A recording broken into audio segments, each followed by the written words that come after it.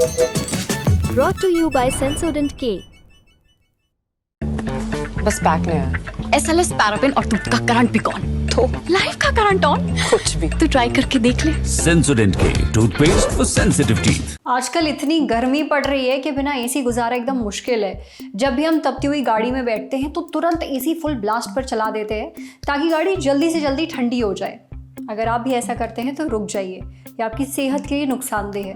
दरअसल हमारी कार के अंदर का तापमान हमारे फेफड़ों और हमारे शरीर के तापमान से ज़्यादा होता है, इसलिए तुरंत एसी ऑन करने से हमारे फेफड़े ड्राई हो जाते हैं, यानी उनमें सूखापन आ जाता है। नतीजा, सांस लेने में दिक्कत और खांसी। एक बात और, कार के अंदर की हवा सिर्फ ड्राई ही नहीं होती है बल्कि उसमें धूल भी भरी होती है। अगर एसी के वेंट्स को आप समय समय पर साफ ना करें तो धूल और गंदगी बढ़ती जाती है। फिर जब हम कार में घुसते ही तुरंत एसी ऑन करते हैं तब ये दूषित हवा सीधे हम पर पड़ती है। इससे छींकें आ सकती हैं, एलर्जी हो सकती है, नाक और गले में सूखापन महसूस हो सकता है और सिर्फ यही नहीं, अस्थमा और ब्रोंकाइटिस जैसी दिक्कतें बढ़ सकती हैं। आज के इस एपिसोड में हम डॉक्टर से जानेंगे कि इन दिनों गाड़ी में घुसते ही तुरंत एसी ऑन करने से सेहत को क्या नुकसान हो सकता है और डॉक्टर विकल्प के तौर पर क्या टिप्स देते हैं। सुनिए। जब आप कार में बैठते हैं तो अगर हम इमीडिएटली अपना एसी ऑन करेंगे और हम उसमें उसको बहुत ठंडा कर देंगे, लो टेम्परेचर पे कर देंगे और हम फैन स्पीड बहुत ज़्यादा रखेंगे तो उसमें क्या होगा कि there is sudden change of temperature suddenly change करेगा।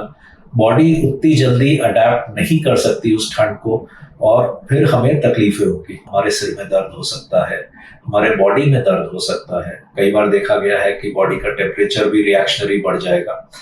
फिर दूसरा, हमारे जो म्यूकस मेम्ब्रेन है वो ड्राइनेस हो सकता है। उस ड्राई म्यूकस मेम्ब्रेन से हमारे लंग्स में कई बार वायरल इन्फेक्शन हो जाते हैं। हम कई बार वायरल इन्फेक्शन को प्रोन भी हो सकते हैं क्योंकि ये एक स्ट्रेस है बॉडी के लिए और स्ट्रेस हमेशा हमारी बॉडी को इम्यूनिटी कम करता है। फिर हमने ये देखा है कि ये आपको इसमें चक्कर भी आ सकते हैं और गले के भी आपको इन्फेक्शंस हो सकते हैं। तो फर्स्ट ऑफ ऑल मैं ये कहना चाहूँगा, जब आप कार पार्क करते हैं तो उसका वेंट खोल दीजिए सो दैट एक फ्रेश एयर आपके अंदर आती रहे कार में। सो दैट उससे फायदा ये होगा कि आपकी कार जो है वो बाहर के टेम्परेचर के नॉर्मल उसमें आ जाएगी। नंबर 2, आपने कई बार देखा होगा बहुत गर्मी में कार के शीशे चटक जाते हैं गर्मी की वजह से, क्योंकि एयर एक्सपैंड होती है अंदर, तो वो चीज़ से आप बचेंगे। करना ये है, जब हम बैठते हैं तब सबसे पहले हम सारे शीशे खोल दें। उससे जो हमारी अंदर की जो एयर है वो बाहर चली जाएगी और थोड़ा सा हमारी बॉडी को भी टाइम मिल जाएगा एडजस्ट करने के लिए। एसी जरूर खोलें क्योंकि आजकल गर्मी बहुत है और धीरे धीरे करके टेम्परेचर कम करें। इतनी गर्मी में बिना एसी रहना थोड़ा मुश्किल ज़रूर है, पर गाड़ी में बैठते ही फुल ब्लास्ट पर एसी ऑन करने से बचें। डॉक्टर साहब ने जो टिप्स बताई हैं उन्हें याद रखिए, बहुत काम आएंगी। अब बढ़ते हैं सेहत के अगले सेगमेंट की तरफ, तन की बात। आंखों की रोशनी तेज करने के लिए और मोतियाबिंद से निपटने के लिए क्या आंखों में कैस्टर ऑयल लगाना चाहिए?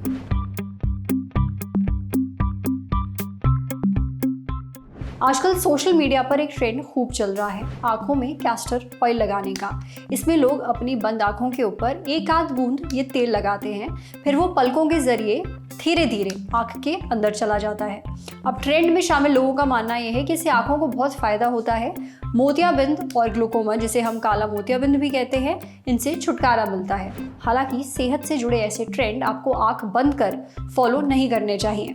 ज़रा सी भी गलती आपको बहुत नुकसान पहुंचा सकती है। उस पर आंखें बहुत ही नाजुक अंग हैं, ऐसे में एक्सपर्ट ओपिनियन बहुत ज़रूरी है। कैस्टर ऑयल हमारे बालों और स्किन के लिए फ़ायदेमंद माना जाता है।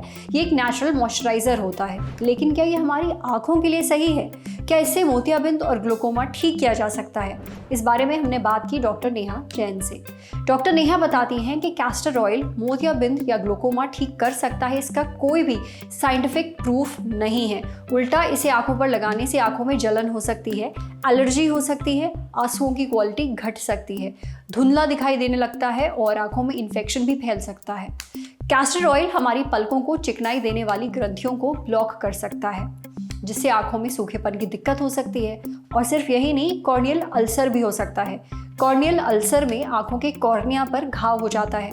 कॉर्निया यानी आंखों की सबसे बाहरी परत, लिहाजा इसे आंखों में लगाना किसी भी तरह से सुरक्षित नहीं है। और जहाँ तक बात रही मोतियाबिंद की, तो इसका इलाज सिर्फ एक ही है और वो है सर्जरी। हालांकि इसे ड्रॉप या दवाई से ठीक करने पर रिसर्च अभी चल रही है। फिलहाल लेजर टेक्निक से इसका इलाज किया जा सकता है। इसमें मरीज को ठीक होने में ज़्यादा समय भी नहीं लगता, इन्फेक्शन का चांस भी कम होता है। इस तरह की सर्जरी में लेजर की मदद से मोतियाबिंद को तोड़कर उसे आंखों से बाहर निकाल लिया जाता है और फिर एक नया लेंस आंखों के अंदर डाल दिया जाता है। ग्लूकोमा का इलाज भी आंखों के डॉक्टर से ही करवाना चाहिए। ये एक बहुत ही सीरियस कंडीशन है।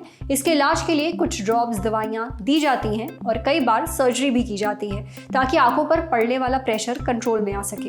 पर किसी भी हाल में बिना डॉक्टर की सलाह के अपनी आंखों में कुछ भी मत डालिए, समझे। अब बारी है सेहत के आखिरी सेगमेंट की, खुराक यानी झक्कास सी हेल्थ टिप। क्या लहसुन खाने से ब्लड शुगर और कोलेस्ट्रॉल कंट्रोल करने में मदद मिलती है? चलिए जानते हैं। लहसुन का इस्तेमाल हम अपने खाने में खूब करते हैं, कभी दाल में छौंका लगाने के लिए तो कभी सब्जी में। इससे खाने का स्वाद बढ़ जाता है। पर टेस्ट के अलावा सेहत को तंदुरुस्त रखने के लिए भी लहसुन का इस्तेमाल किया जाता है। कई लोगों का ऐसा मानना है कि लहसुन की कच्ची कलियां खाने से ब्लड शुगर कंट्रोल होता है और कोलेस्ट्रॉल भी कम होता है। अब वाकई ये ट्रिक काम करती है या नहीं, ये जानने के लिए हमने बात की डाइटिशियन वंशिका भारद्वाज से। डाइटिशियन वंशिका बताती हैं कि डायबिटीज़ के मरीजों को लहसुन ज़रूर खाना चाहिए। हर रोज लहसुन की 1-2 कली खाने से ब्लड शुगर लेवल काबू में रहता है। दरअसल लहसुन में एलिसिन नाम की एक चीज पाई जाती है जो ब्लड शुगर को कंट्रोल में रखती है। कैसे? देखिए, लहसुन इंसुलिन रेजिस्टेंस को घटाता है। हम जो खाना खाते हैं वो शरीर में जाकर ग्लूकोज में बदलता है, फिर ये टूटकर खून में मिल जाता है। शरीर में इंसुलिन हार्मोन रिलीज होता है। ये हमारे सेल्स की मदद करता है ताकि वो खाने में मिले ग्लूकोज को एनर्जी में बदल सके। जब शरीर के सेल्स खाने को ठीक तरह ग्लूकोज में नहीं बदल पाते हैं, इंसुलिन हार्मोन का सही इस्तेमाल नहीं कर पाते हैं, तब शरीर में इंसुलिन रेजिस्टेंस होने लगता है। इंसुलिन रेजिस्टेंस होने पर खून में ग्लूकोज का जो लेवल है वो बढ़ जाता है, यानी शुगर की मात्रा बढ़ जाती है। यहीं पर लहसुन हमारी मदद करता है। साथ ही लहसुन का ग्लाइसेमिक इंडेक्स भी बहुत कम होता है। ग्लाइसेमिक इंडेक्स का कम होना यानी उस चीज को खाने से ब्लड शुगर लेवल तेजी से नहीं बढ़ता है। लहसुन का ग्लाइसेमिक इंडेक्स जो है वो 10 से 30 के बीच होता है। अब जितना कम ग्लाइसेमिक इंडेक्स होगा वो चीज़ डायबिटीज़ के मरीजों के लिए उतनी ही सेफ होगी। यानी अगर आप लहसुन खाते हैं तो आपके खून में शुगर की मात्रा तेजी से नहीं बढ़ेगी। डाइटिशियन वंशिका आगे बताती है कि लहसुन बैड कोलेस्ट्रॉल यानी कि LDL कोलेस्ट्रॉल को भी कम करता है। इसमें पाया जाने वाला एलिसिन बुरे कोलेस्ट्रॉल को घटाता है और गुड कोलेस्ट्रॉल को बढ़ावा देता है। साथ ही लहसुन खून के थक्कों को तोड़ता है और ब्लड प्रेशर घटाने में मदद करता है। इससे हमारे दिल की सेहत भी सुधरती है। अब बात आती है कि लहसुन को अपनी डाइट में शामिल कैसे किया जाए। आप कच्चा लहसुन खा सकते हैं। रोज सुबह खाली पेट 1 गिलास पानी के साथ लहसुन की 2 कलियों को कूटकर खाने से काफ़ी फायदा मिलेगा।